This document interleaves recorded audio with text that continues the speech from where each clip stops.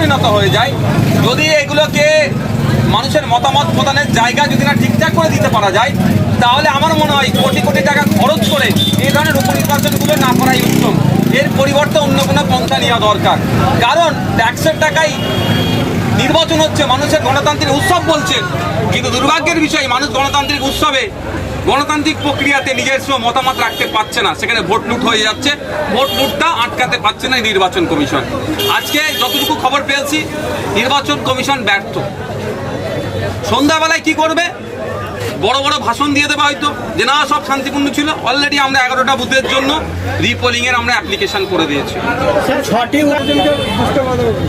সেই বিষয়টা বললাম তো, আমাদের উপনির্বাচনের মধ্যে আপনারা একটা প্রার্থী দিচ্ছেন, কি ভাবলেন এবারে যে ফল নিয়ে কি ভাবছেন? দেখুন, 6টা জায়গায় যে উপনির্বাচন হচ্ছে শাসক বিরোধী ভোট হবে। 100% আমরা নিশ্চিত যদি মানুষ ভোটের পূর্ণ স্বাধীনতা পায়, দেয়নি তো পূর্ণ স্বাধীনতা, আটকে দিচ্ছে, বুথের এজেন্ট দিতে দিচ্ছে না, তাহলে 6-0-তে শাসক করা দিতে হবে। স্যার, শ্যামপুর দাঙ্গায় 18 অধিক সংখ্যালঘু ভাইদের কেস কি করবেন? দেখুন, এই বিষয়টা নিয়ে অনেক ভাবা দরকার, অনেক বোঝা দরকার। তৃণমূলের সরকার যেখানে 67-র অধিক মুসলিম ছেলের নামে মামলা দিল, হ্যাঁ, যারা দোষ করেছে, দোষী যদি হয়ে থাকে তাদের বিরুদ্ধে ব্যবস্থা গ্রহণ করুক। যেখানে একটা এই ধরনের পরিবেশ, দুটো সম্প্রদায়ের মধ্যে একটা মতনৈক্য হয়েছে, মনোমালিন্য হয়েছে, একটা হিংসা হয়েছে, সেখানে শুভেন্দু অধিকারীকে কিভাবে অ্যাক্সেস পায় এটা বুঝতে হবে। বৃহত্তর সমাজের কাছে বলছি, শুধু মুসলিম নয়, সমগ্র সমাজের কাছে বলছি, দাঙ্গা খেলা এরা খেলতে চাইছে এদের ভোট ব্যাংকে সুরক্ষিত রাখার জন্য। একটা বিজেপির লাভ হবে, একটা তৃণমূলের লাভ হবে। নাহলে শুভেন্দু অধিকারীকে সেখানে সহজে যেতে পারছে কিভাবে? গার্ডেন নিচে একটা মতনৈক্য হচ্ছিল, সেখানে শুভেন্দু অধিকারী পৌঁছে গেল, গিয়ে ভড়কাওয়া ভাষণ দিচ্ছে, এদের বিরুদ্ধে কোনো ব্যবস্থা গ্রহণ করছে না। শ্যামপুরের, আমি সংখ্যালঘু থেকে সংখ্যাগুরুদের উদ্দেশ্যে বলবো, শ্যামপুরের একটা ঐতিহ্য ইতিহাস আছে, সেটাকে কোনোভাবেই নষ্ট হতে দেবেন না। তারা যদি সমাজ বিরোধী আমাদের মধ্যে হিংসা ছড়াতে চায়, সেটাকে আমরা দায়িত্ব নিয়ে সেটাকে ঐক্যবদ্ধ হয়ে প্রতিহত করব। তবে এই শ্যামপুরের কথা বলি, শ্যামপুরে যে দাঙ্গা বলছেন, যে হিংসা বলছেন, এর সাথে তৃণমূল জড়িয়ে আছে। ওখানকারের বেশ কিছু তৃণমূলের লিডার এইটাকে ভড়কাওয়া দিয়েছে। কারণ সেটা আমি বলে দিচ্ছি, আগামী দিনে ওখানকারের 2026-এ এমএলএ পদ কে পেতে পারে, এমএলএ পদের দৌড়ে ওখানকারের ভূমিপুত্র একটা সম্প্রদায়ের ছেলে উঠে আসছে, তাকে ডাউন করার জন্য এই একটা খেলা চলেছে। আমি এটা টু দা পয়েন্ট বলছি। এবার ওখানকারের যারা রাজনীতি করছেন, সমগ্র এলাকার রাজনীতি যারা করছেন, তারা একটু ভাববেন যে কিভাবে রাজনৈতিক ক্যারিয়ারগুলোকে শেষ করার জন্য কিভাবে এই দাঙ্গার দিকে টান করিয়ে দিচ্ছে। শুভেন্দু অধিকারী বলে গেলেন যে এর জন্য দায়ী শুধু গুলশান মল্লিক। কোন ব্যাপারটা হচ্ছে, তো কে বলে গিয়েছিলেন? দেখুন, শুভেন্দু অধিকারীকে তো গুলশান মল্লিক নজরে আসবে, ও আর কোন খান নজরে আসবে, এটা আসবে। শুভেন্দু অধিকারীকে অন্য কেউ নজরে আসবে না। শুভেন্দু অধিকারী আর মমতা ব্যানার্জি তো এক এজেন্ডা নিয়ে চলছে। শুভেন্দু অধিকারী তো এসে বলবেন এখানে মমতা ব্যানার্জির দল দায়ী। মমতা ব্যানার্জির দল দায়ী হলে তার ধর্মের বিভেদটা বাড়বে না, ওদের ভোট ব্যাংকটা ঠিক হবে না। এখানে গুলশান মল্লিকের নাম নিলেই একটা ধর্মীয় টান নেবে, তোরা করছে। আমার প্রশ্ন তারও একটু আগে, শুভেন্দু অধিকারী এখানে বলার জায়গাটা দিচ্ছেটা কি? শুভেন্দু অধিকারী এনে বলার জায়গাটা দিচ্ছে মমতা ব্যানার্জির সরকার। আমরা কোনো জায়গায় গেলে 144 নিয়ে আটকে দেয়। আমি আমার বিধানসভায় যাচ্ছি, বলছে 144 তুমি যেতে পারবে না, আটকে দিচ্ছে। আর শুভেন্দু অধিকারী সামনে পুলিশের এসকর্ট করে, ওয়েস্ট বেঙ্গল পুলিশ দিয়ে নিয়ে গিয়ে শ্যামপুরে পৌঁছে দিচ্ছে। এটা বুঝতে হবে আমাদেরকে যে এটা চাইছেটা কি।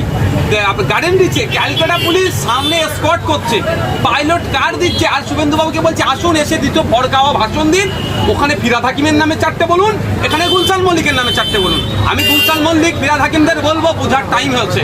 যে গুরু দুধ দেয় তার লাথি খাই এরা বলে। যখনই দুধ দেওয়া বন্ধ হয়ে যাবে ফিরাদ হাকিমের, যখনই গুলশান মল্লিকের দুধ দেওয়া বন্ধ হয়ে যাবে, তখনই কিন্তু বাজারে তুলে বিক্রি করে দেবে। তিহার জেল মালে আলে প্রেসিডেন্সি জেলে কিন্তু এই মমতা ব্যানার্জি সরকারই রেখে দেবে।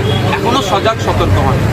এই মঞ্চে সাধারণ মানুষের উদ্দেশ্যে কি বার্তা ভাই? আমার এটাই তো, আজকে রক্তদান শিবির, তিলোত্তমার স্মরণে আরজি করার যে ঘটনা ঘটেছে সেটা ভুললে চলবে না। তার বিচারের জন্য সোচ্চার থাকতে হবে আমাদেরকে। সে যে খুন হয়েছে আমাদের জন্য হয়েছে, আমাদের হয়েছে নি কথা বলছিলেন। আমাদের সাথে যে অন্যায় হতো সেটা নিরসন করার জন্য খুন হয়েছে, তারপরে তাকে ধর্ষণ করা হচ্ছে।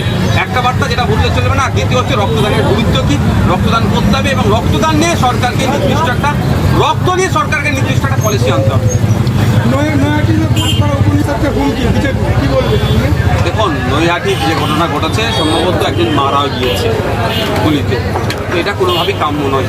সত্যি অবাক লাগছে আমার, বিভিন্ন রাজ্যে আপনি চলে যাবেন, ভোট হয়ে যায়, সরকার চেঞ্জ হয়, কোনো হিংসার খবর পাওয়া যায় না। আর আমাদের এখানে একটা সামান্য উপনির্বাচনে মানুষ খুন হয়ে যাচ্ছে, হিংসা হচ্ছে, মানুষের ক্ষতিগ্রস্ত হয়ে যাচ্ছে। আমরা কোন রাজ্যে বসবাস করছি? না আমাদের রাজ্য প্রশাসন, না নির্বাচন কমিশন হিংসা আটকাতে পারছে না। কেন হিংসা আটকাতে পারছে না, না হিংসা আটকাচ্ছে না? এই প্রশ্নটা আমি সাধারণ মানুষকে মিডিয়ার মাধ্যমে তুলে ধরলাম।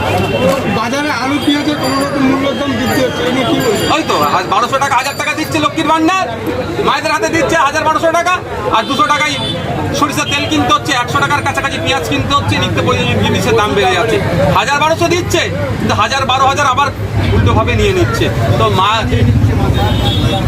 বিজেপির ভোট প্রচারে কি মিঠুন চক্রবর্তীর মানবিক চুক্তি, এই নিয়ে কি বলবেন?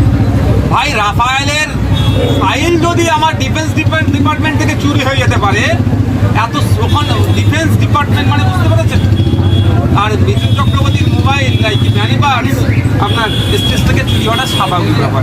আমাদের এর থেকে বড় আলোচনা করতে হবে রাফায়েলের ফাইলকে চুরি করলো, কে আটকাতে পারলো না কেন, এই নিয়ে আমাদের চর্চা করা দরকার।